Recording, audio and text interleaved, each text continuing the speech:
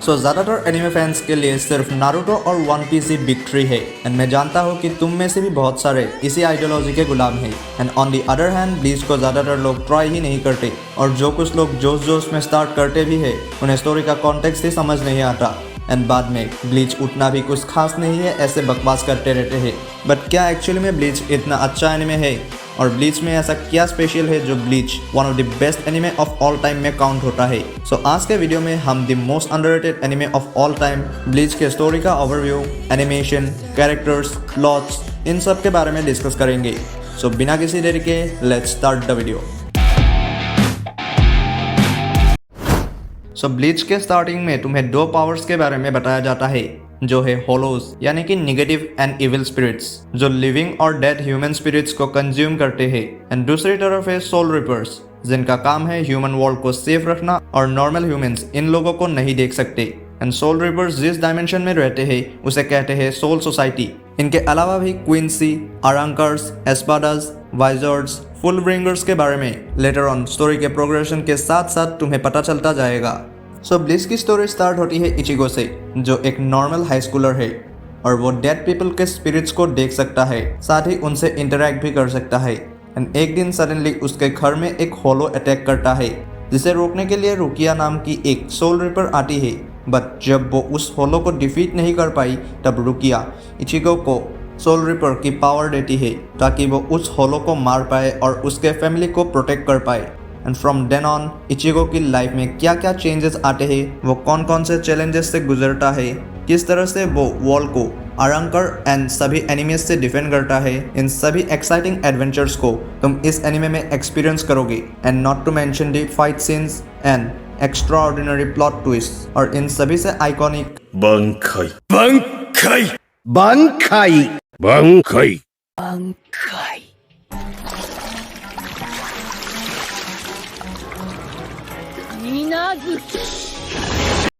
And अगर तुमने अभी तक ब्लीच नहीं देखा देन एक बार के लिए जस्ट तुम इसके सोल सोसाइटी आर्क को कंप्लीट कर लो। ऐसा नशा से रहेगा कि तुम इसको बिल्कुल भी अवॉइड नहीं कर पाओगे। इसके साथ मेरे अकॉर्डिंग ब्लीच के स्टोरी को 5 डिफरेंट पार्ट्स में डिवाइड किया जा सकता है। पहला सोल सोसाइटी वाला आर्क, दूसरा एस्पारा एंड ह्यूकोमुंडो वाला पार्ट, उसके बाद one of the most brutal and amazing part यानी कि जब one of the greatest villain in the whole anime history Ouken को हासिल करने के लिए काराकोरा पे अटैक करने आता है। चौथा पार्ट है इचिगो के पावर रिस्टोरेशन वाला part with the help of full bringers. इसके बाद आता है वो पार्ट जिसने ब्लीच के पूरे एक्सपीरियंस को ही बदल के रख दिया है, one of the best arc in the whole Bleach universe, 1000 year blood war. And video में आगे इन सभी पार्ट्स का मैं एक ओवरव्यू शेयर करूंगा, so stay tune for that. And also video को लाइक, शेयर और चैनल को सब्सक्राइब करो अगर अभी तक नहीं किया तो। सो अभी मैं तुम सबको ब्लीच के कुछ कैरेक्टर्स से इंट्रोड्यूस कर देता हूँ जिससे मैं इसके बाद जो बोलने जा रहा हूँ तुम उससे रिलेट कर पाओ। स्टार्ट करते हैं the main character of the show, Kurosaki Ichigo, जिसके पास इमेंस स्पिरिचुअल पावर होने की वजह से वो स्पिरिट्स को देख सकता है एंड उनसे इंटरेक्ट कर पाता है and due to an incident वो एक सब्स्टिट्यूट सोल रिपर बन जाता है। इसके बाद है इशिदा उरियो जो एक powerful and supposedly the last Quincy है। इसके बाद आती है रुकिया जो एक सोल रिपर है एंड इचिगो को रुकिया ने ही सोल रिपर्स के पावर दिए थे। इसके बाद इनोवे और चाड जो इचिगो के फ्रेंड्स है और दोनों के पास ही 2 यूनिक पावर्स है। साथ ही उराहारा एंड इरोइची 2 लेजेंडरी सोल रिपर्स पहले जो कैप्टन्स हमें दिखाए जाते हैं जिन्होंने सोल रिपर की सबसे पावरफुल पावर्स को मास्टर किया हुआ है यानी कि बांकाई, एक्सेप्ट जराकी क्योंकि वो बांकाई के बगैर भी एक बीस्ट है। उनके नेम्स है हेड कैप्टन यामामोटो, ब्याकुया, आइजेन, जराकी, सोइफोन, गिन, उनाहाना, क्योराकू, कोमामुरा, टोसेन, हित्सुगया, कुरोचुसी एंड उकिटाकी। इनके अलावा कुछ इंपॉर्टेंट सोल रिपर्स है मादारामे, आबाराई, मात्सुमोटो, हिसागी, कीरा, हिनामोरी एटसेट्रा। इसके अलावा Visoreds and Espadas are also there. Bleach एक ऐसा एनिमे है जिसमें तुम मेन कैरेक्टर के अलावा दूसरे सभी कैरेक्टर्स के भी कैरेक्टर डेवलपमेंट्स बहुत ही अच्छे से एक्सपीरियंस कर पाते हो and there are a lot of characters in Bleach. So मैं अभी उन 5 पार्ट्स का थोड़ा बहुत ओवरव्यू दे देता हूँ। तो स्टार्ट करते हैं पार्ट 1 यानी कि सोल सोसाइटी आर्क से। द सोल सोसाइटी के रूल को तोड़ के एक ह्यूमन को पावर ट्रांसफर करने के लिए रुकिया को डेथ सेंटेंस किया जाता है एंड इसी की वजह से ब्याकुया जो रुकिया का अडॉप्टिव ब्रदर है और अबाराई ब्याकुया का लेफ्टिनेंट रुकिया को वापस सोल सोसाइटी में लाते हैं despite the resistance of Ichigo and Ishida, जिससे रुकिया को वापस लाने के लिए इचिगो को उराहारा से एक हार्डकोर ट्रेनिंग लेना पड़ता है। एंड आफ्टर दैट इचिगो, चाड, इनोवे और इशिडा योरोशी के साथ सोल सोसाइटी जाते हैं एंड वहीं से स्टार्ट होता है द रियल एडवेंचर, जहाँ इचिगो एंड उसके दोस्त फेस करते हैं द कैप्टन्स एंड उनके इमेंस पावर्स। इसके साथ साथ सोल सोसाइटी में एक और बहुत ही सस्पेंसफुल मिस्ट्री भी चल रहा था एंड इसी आर्क के आखिर में कैसे वो मिस्ट्री रुकिया के डेथ सेंटेंस एंड सभी अननेचुरल थिंग्स से रिलेटेड है ये देखने मिलता है and it was beyond everyone's expectations. And through out the arc कैसे इचिगो का कैरेक्टर डेवलप होता है एंड कैसे वो अपने नए स्किल्स को एक्वायर करता है, ये सभी चीजें भी हमें बहुत ही अच्छे से इस आर्क में देखने मिलता है। एंड जो फाइट सीक्वेंसेस इस आर्क में है they totally give you goosebumps, especially Ichigo versus Zaraki, Ichigo versus Byakuya और Ishida versus Kurotsuchi. These are the most amazing fights of this arc. So इसके बाद वाले पार्ट में कुछ मेजर स्पॉयलर्स है, सो अगर तुमने अभी तक एनिमे नहीं देखा है then just skip part 2 and 3।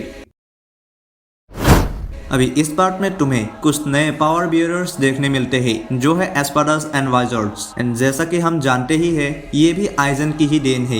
And Ichigo अपने अंदर के होलो को कंट्रोल करने के लिए वाइजर्ड से ट्रेनिंग लेता है और इसी के साथ ही इनोवे, इचिडा, चाड और रुकिया भी आइजन को हराने के लिए अपने अपने इंडिविजुअल ट्रेनिंग्स करते हैं। बट इसी के बीच ही आइजन इनोवे के एक्सेप्शनल हीलिंग एबिलिटी की वजह से उसे एब्डक्ट करने के लिए उल्क्योरा को चार्ज देता है। एंड आइजन को कैसे इनोवे की हीलिंग एबिलिटी का पता चलता है उसको भी बहुत ही अच्छे से तुम इस आर्क के स्टार्टिंग में देख सकते हो।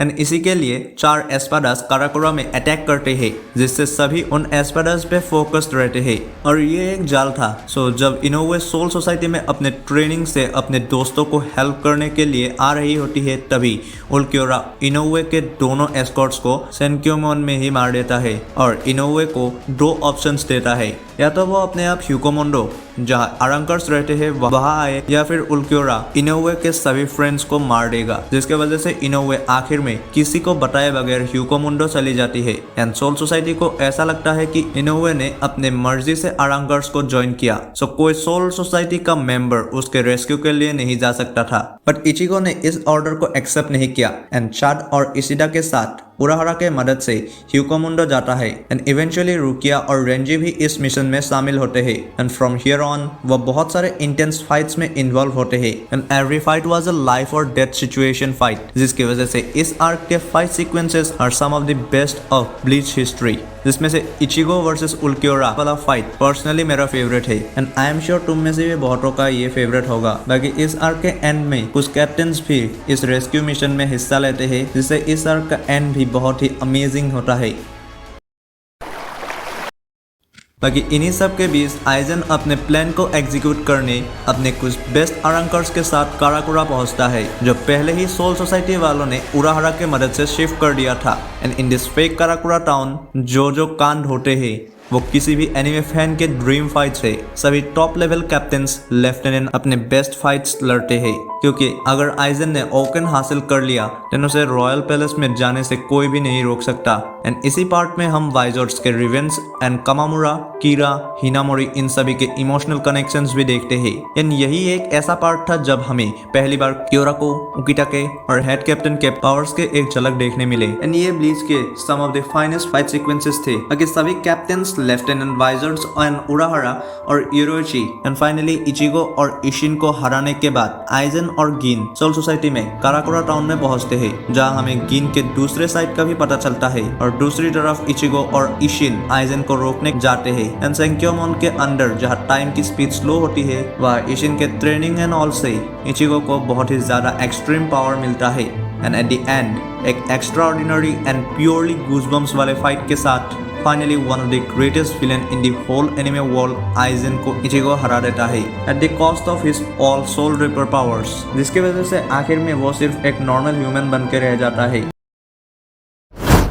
बट इतने हार्ट ब्रेकिंग एंड के बाद भी इचिगो को अपने पावर्स को रिस्टोर करने की थोड़ी बहुत उम्मीद तब दिखी जब गिंजो और उसके कुछ फुल ब्रिंगर दोस्तों ने अलॉन्ग विद चार्ट इचिगो के पावर्स को वापस लाने की बात की एंड उन सभी फुल ब्रिंगर्स का एक ही एनिमी था, सुकिशिमा। सो इन सभी केओस के बीच भी बहुत ज्यादा मेहनत के बाद इचिगो ने फुल ब्रिंगर के एबिलिटी से अपने पावर्स को वापस ले लिया। But here comes the plot twist, जिसकी वजह से एक प्लेन से दिखने वाले आर्क का एविल फेस तुम्हारे सामने उभर के आता है। एंड इस आर्क में भी कुछ अमेजिंग फाइट सीक्वेंसेस है, but in comparison to Arrancar arc इसके फाइट्स की इंटेंसिटी थोड़ी लो है। लेकिन इस आर्क का स्पेशल पॉइंट यही था कि कैसे इचिगो को अपना ट्रू पावर वापस मिलता है। एंड यही था last arc 1000 year blood war से पहले विद ओल्ड एनिमेशन। एंड 2013 के बाद आखिरकार 2022 में इसका लास्ट आर्क यानी कि 1000 ईयर ब्लड वॉर स्टार्ट हो गया। एंड 1000 ईयर ब्लड वॉर को 4 कोर्स में रिलीज किया जाएगा। एंड अभी इस साल जल्द ही हम कोर 3 भी देखने जा रहे हैं। सो अगर तुम में से किसी ने ब्लीच अभी तक नहीं देखा है देन कोर 3 से पहले खत्म करो, क्योंकि कोर 3 फिर से एक बार बवाल मचाने वाला है। एंड ब्लीच एक बहुत ही शॉर्ट एनीमे है, क्योंकि इसमें बहुत सारे फिलर्स है। सो नॉन फिलर एपिसोड्स को देखो and enjoy one of the best anime of all time. बाकी अभी अगर हम 1000 ईयर ब्लड वॉर की बात करें तो ये आर्क पहले एपिसोड से ही फोर्टा हुआ जा रहा है। From animation, presentation, story boarding, everything is top notch. And 1000 year blood war की story Quincy and soul reapers के पुराने राइवलरी के ऊपर बेस्ड है। एंड इस आर्क में हमने अभी तक क्या कुछ नहीं देखा है। सभी कैप्टन्स के ऑल आउट बैटल, ऐसा बांकाई जो कभी नहीं देखा, with most fascinating animation possible. And Yamamoto और यूहावा का फाइट तुम्हें पूरी तरह से शॉक करके रख देगा। एंड यूहावा कौन है, सोल किंग से उसका कनेक्शन क्या है, यह आर्क हमें सब कुछ डिटेल में एक्सप्लेन करता है। एंड इन सभी में सबसे बड़ा हाईलाइट है स्क्वाड 0 का इंट्रोडक्शन, क्योंकि ये आर्क तुम्हें कुछ बहुत ही ज्यादा हैवी इमोशन शो करता है। सैक्रिफाइस, रिवेंज, लॉयल्टी, ये सब इस आर्क में देखने मिलता है। और जिस तरह का फाइट ये आर्क प्रोवाइड कर रहा है दैट्स टोटली अनइमेजिनेबल। जिसने अभी तक ब्लीच नहीं देखा है उसे तो सॉरी दो, जो भी अभी पहले के एपिसोड्स देख रहे हैं वो भी ये इमेजिन नहीं कर सकते कि 1000 ईयर ब्लड वॉर में क्या चल रहा है। एंड जो अभी रॉयल पैलेस में इचिबी वर्सेस योहोबा चल रहा है वो तो कुछ अलग ही लेवल में है कि एक लाइन खींच दी है एक ऐसे आदमी को who is undefeated till now. इधर दूसरी तरफ बाकी सभी स्क्वाड 0 के मेंबर्स ने एक साथ मर्ज होकर सेंजुमारू के बांकाई को अनलॉक कर दिया है। एंड अभी cour 3 is going to be a totally crazy adventure. So cour 3 आने से पहले जल्दी से इसके पहले के एपिसोड्स को खत्म करो एंड देन एंजॉय कोर 3। सो यही था इसके हर एक आर्क के नॉन फिलर पार्ट्स का थोड़ा बहुत ओवरव्यू। एंड एनिमे में आइजन का मोटिव क्या था, उसे क्यों ओकेन चाहिए था, सभी विलन्स के अटैक्स का क्या रीजन था, युवा अभी 1000 ईयर ब्लड वॉर में क्या करना चाह रहा है, इन सभी चीजों के एक्सप्लेनेशंस के लिए तुम्हें ब्लीच देखना ही पड़ेगा। जो इमोशंस एंड प्लॉट्स ये सभी आर्क्स प्रोवाइड करते हैं उनको अगर मैं डिटेल में एक्सप्लेन करने बैठा तो ये वीडियो कब खत्म होगा मुझे भी नहीं पता। सो ब्लीच का पूरा एक्सपीरियंस लेने के लिए जस्ट वॉच ब्लीच। ब्लीच का एक सबसे यूनिक एबिलिटी है इसका कैरेक्टर डेवलपमेंट। ब्लीच में इतने कैरेक्टर्स है कि एक बार के लिए तुम उनके नेम्स भी याद नहीं रख पाओगे, बट जिस लेवल का डिटेलिंग हर एक कैरेक्टर में किया गया है उसके लिए मांगाका टीटे कुबो को अप्रिशिएट करना तो बनता ही है। और हर एक कैरेक्टर का character growth through out this series is fabulous.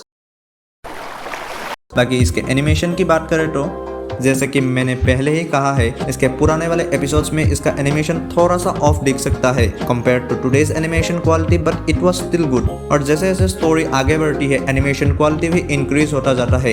अभी 1000 ईयर ब्लड वॉर का animation is incomparable to anything. इस क्वालिटी का एनिमेशन तुमने बहुत कम ही एनिमेज में देखा होगा। जिस तरह से फाइट सीक्वेंसेस एंड ऑल को ब्लीच प्रेजेंट करता है that's totally mind blowing. This anime will just blow your mind. And 1000 year blood war तक अगर पहुंच गए then the animation quality will just keep better and better. और इसका BGM भी बहुत ही एनर्जेटिक है। So overall it's a must watch anime for every anime lover. अभी इसी के साथ तुम मेरे सोलो लेवलिंग के वीडियो को भी चेकआउट कर सकते हो। सो अगर वीडियो पसंद आया तो वीडियो को लाइक, शेयर और चैनल को सब्सक्राइब करो। सो मिलते हैं अगले वीडियो में, तब तक के लिए सायोनारा। आらあら、さようなら。